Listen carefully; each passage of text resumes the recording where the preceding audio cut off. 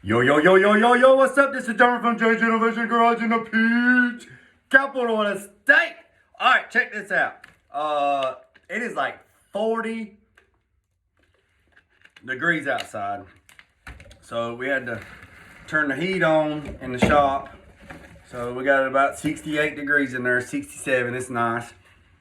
In the booth, we're struggling. The heaters has been on order since about June, and today is actually Wednesday. I got so busy yesterday, I forgot to do Tech Tuesday. So we kind of chasing the 8 ball. The heaters is supposed to be here today, hopefully, and then we got to get those sun guns installed so we have some heat. But I got a backup plan. I sprayed a little bit yesterday. But let's talk about something. So when I offer these restoration collision tech classes in the spring, so everybody put that down in the spring, we're going to offer these classes here. We're going to keep them small, like 5, maybe 6 people, so we get a lot of hands-on. We got some stuff from Automotive Direct. Carolina Dustless Blast is going to be here. And then I got the Bible, okay? Woo. That's it. See that right there? Custom restoration guide from PPG. All right. So people think when I'm just spouting out, I'm spouting out. And I love to talk. Everybody knows me. I love to talk.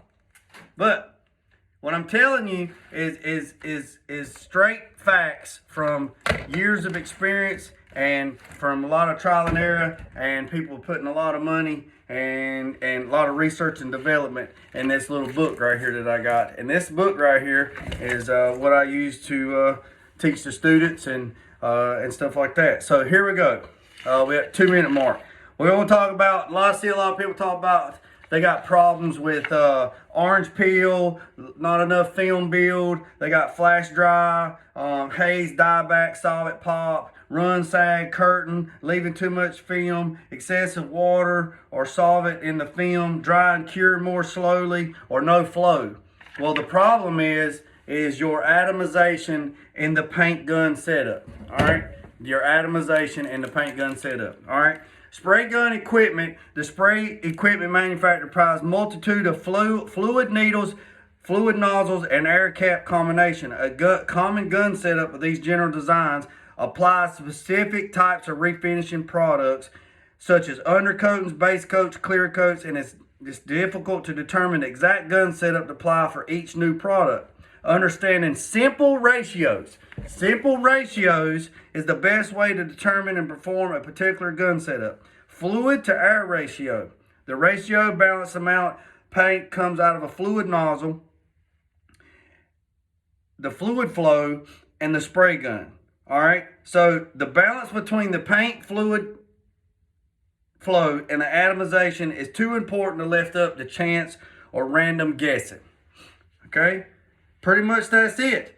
It says, having the right spray equipment is essential for creating a top quality paint finish. However, you could have the best gun in the whole universe, but if you don't know how to set it up and you don't know how to use it, you might as well go and buy a $20 gun. The essential to learn the basics of a gun setup so you don't waste time and money to reduce. Now that is straight out of that book right there.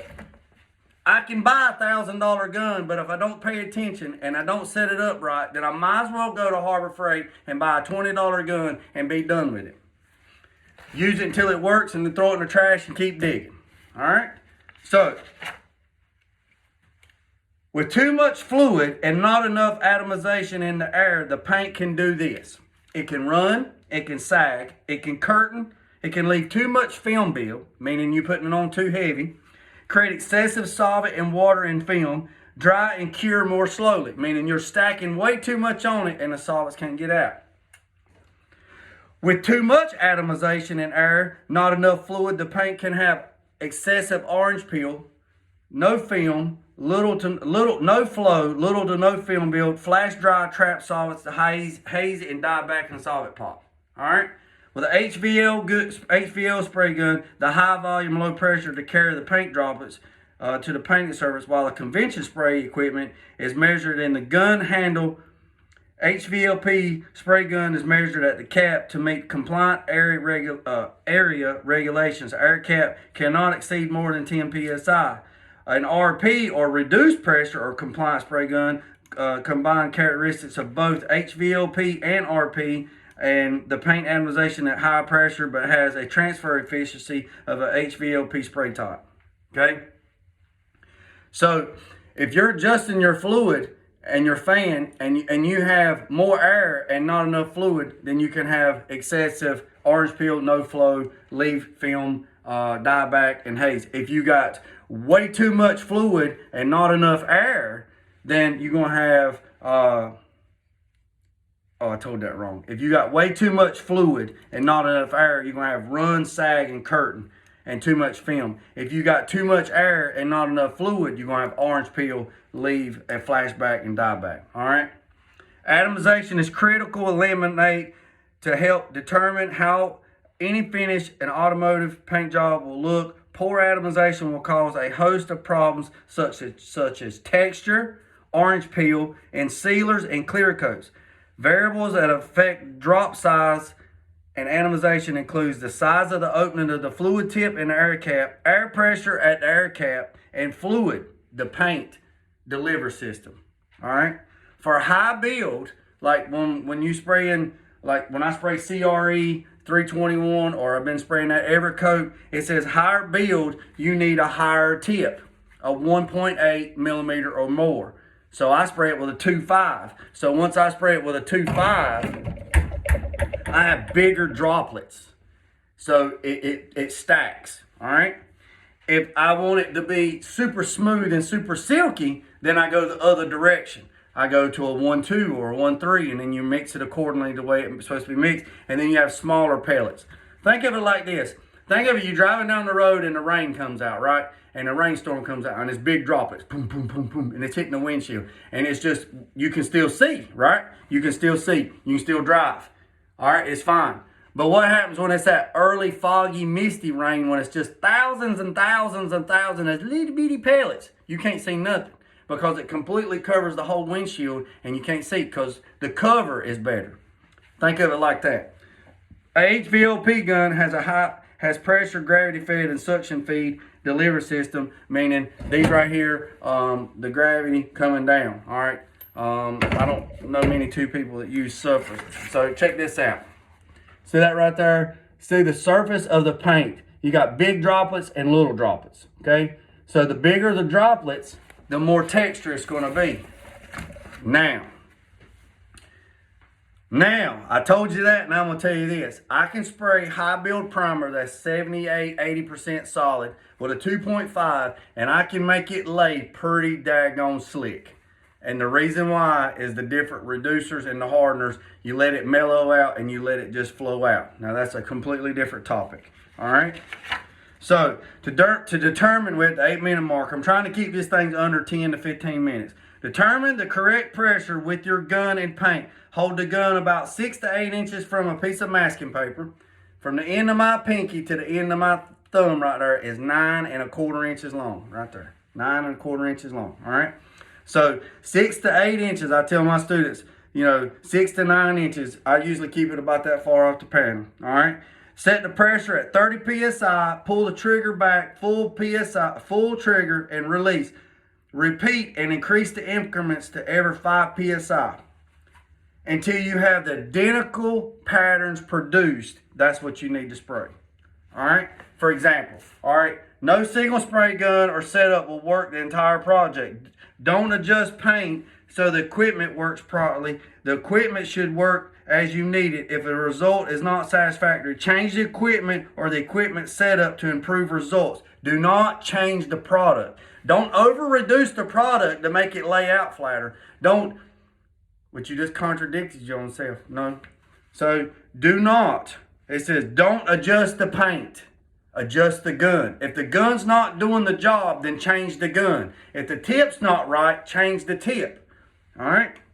When in doubt about spray equipment, ask your spray equipment manufacturer or your PPT distributor. I'm not a distributor, but ask me and I'll try to help you. All right? So check this out. I did this for a guy. I actually did a video years ago before I even started about doing Tech Tip Tuesday.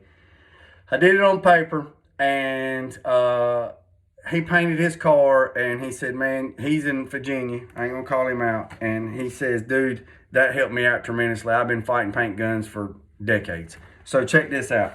So what it's saying right here is you set the gun up and you spray the paper. Then you turn the PSI up 5 PSI, and then you spray the paper. You turn the PSI up 5 PSI, and you spray the paper. You turn the PSI up 5, and you spray the paper. And it says, once you do that, it says, repeat 5 PSI increments until you have 2 identical patterns are produced. Then that's what you need to spray at. That's what you need to spray at. You know, everybody says, "I'll set the gun at 28 PSI and roll with it." 28, I don't spray hard. I don't spray anything at 28. Not anymore. Not no more.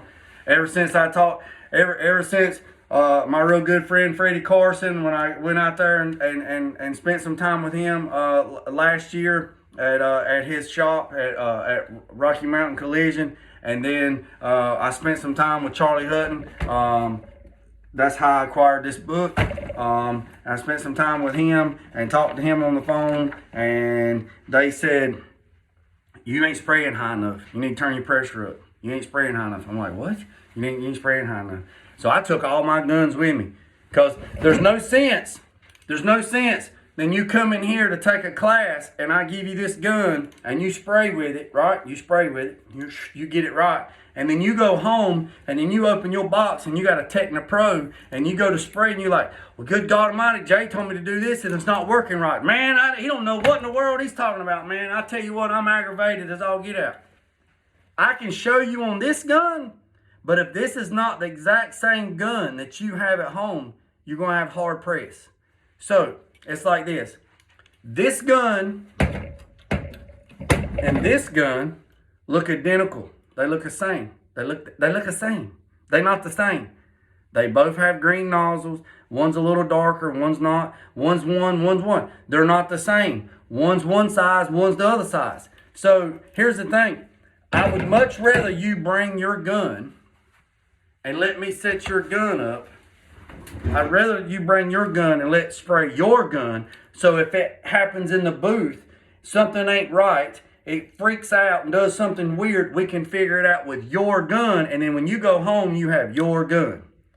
Because my gun here ain't going to help you. So when I flew out, when I went and spent time with Charlie, that's what I did. And when I flew out and spent time with Bryce, or with Freddie Carson, at Rocky Mountain Collision, that's what I did. I took all my guns. All right. And then we found out one of my sodas was weird. Which don't know, it was messed up from the factory, and soda made it right. It was just a defect. So spray, and then it says determine the spray pattern, determine your correct pressure with the gun and the paint setup 6 to 8 inches. Set the pressure at 30 psi. So right when I'm saying set it at 30 psi, set your gun at 30 psi at full pull. So I'm not saying you got a gauge right here and you adjust it up and you go, okay, I'm 30. And then when you pull the trigger, it's going to pressure drop. And if you're not using high flow fittings, you need to choose them. You need to use high. I don't put no regulators here. I regulate everything at the wall through a high flow fitting and all the water traps. There is nothing hanging off this gun. Nothing. I don't hang anything. That's just more weight besides a Luma light. Nothing on there. So I set it up at 30 and I look at the wall and it's 30. And then, or, well, like these guns, my Soda's got Atom 2s. With these guns, I do have a system that I stick on here. It's all high flow. I pull it out. I get it where it needs to be. I set it at, like, if you set it at 38 psi and then you pull the trigger, the pressure is going to drop. Then as I'm spraying full tilt, full throttle, I adjust the pressure back to what I want my spray pressure. And then when I release it, it might jump up to 42, 56. It ain't no telling where it jump up to. Then I know, okay, that's where I need to set from now on. And then I take it loose. And then every time I spray, now, if I adjust it right here, then I listen by my good ear. This ear don't work. I'm completely deaf in this ear. And then I do this right here and I work on it. But usually on my Soda, on my, I got my gun tucked apart. I can't show it to you. On my Soda 5000 1.2 HVLP at the Atom docking station, I had the pressure set up at 48 psi. And then when I pull it, it drops down to about 42. So between a 20-foot hose, high flow hose, it's dropping that much, which is insane. Because 100 foot from this building to that building, it's only dropping 1 pound, which 1 pound crosses out, and that's 0. All right. So do this little trick. Set up you some paper. All right. Set your gun up. Mix up your clear, or mix up your paint. Get some old junk paint. Take your paint, mix it up. Put it in there, strain it, put it in there, and spray it. Set it up what you normally would spray it at. Your fan and your width. Stand back 6 to 8 inches from the panel and spray. Then write that down. Then increase it by 5 pounds, and then do it again, and then do it again, and do it again, and do it again, and do it again. And then, once you do that, take the nozzle and turn it sideways. And then do it again, and do it again, and do it again, and do it again. And whatever pressure that you get that has the same pattern this way and this way, that's what you need to spray at. All right? That's what you need to spray at. And also, fellas, the writing on these nozzle caps, they make a difference. I see a lot of guys post pictures with their guns, they do like that. First thing I look at is right there, it's upside down. It matters. Turn it around, do it right.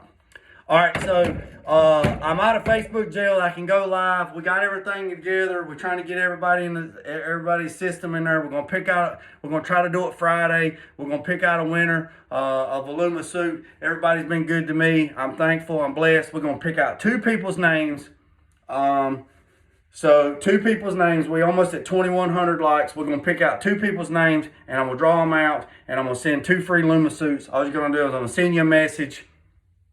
And you tell me what size you want. I'm going to order it. I'm going to have it drop shipped, and I'm going to send it to you. I appreciate every single one of you. Remember Olin Scholarship at Randolph Community College in Asheboro, North Carolina. I appreciate every single one of you. Don't worry about the man down the road, and don't worry about the man up the road. Sweep off your own front porch before you worry about sweeping off everybody else's. And don't worry about what everybody else is doing. Pay attention to what you got going. Motivate yourself. Keep doing, keep doing. And you boys out there, you don't have to have rough hands. Get you some working hands, baby. It's better than snuff on a rooster. Gotta go. Peace, love, and chicken grease. Put God first. I gotta go. Peace, love, and chicken grease. I'm out.